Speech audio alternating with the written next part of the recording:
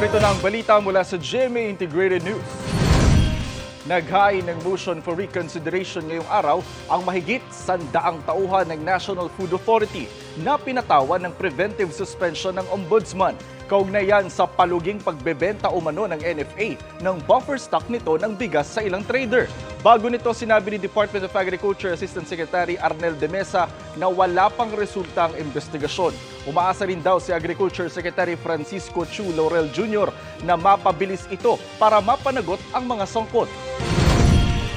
Narito naman ang iba pang balitang binabantayan ng GMA Integrated News. Kasunduan para sa mas maayos na implementasyon ng Victims Compensation Program, pinirmahan ng DOJ at Commission on Human Rights. Programa para labanan ng mga online scams ngayong mahal na araw, inilunsad.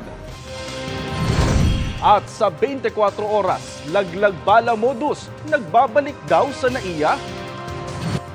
Para sa mas malaking misyon at mas malawak na paglilingkod sa bayan, ako po si Jonathan Andal ng GMA Integrated News, ang News Authority ng Pilipino.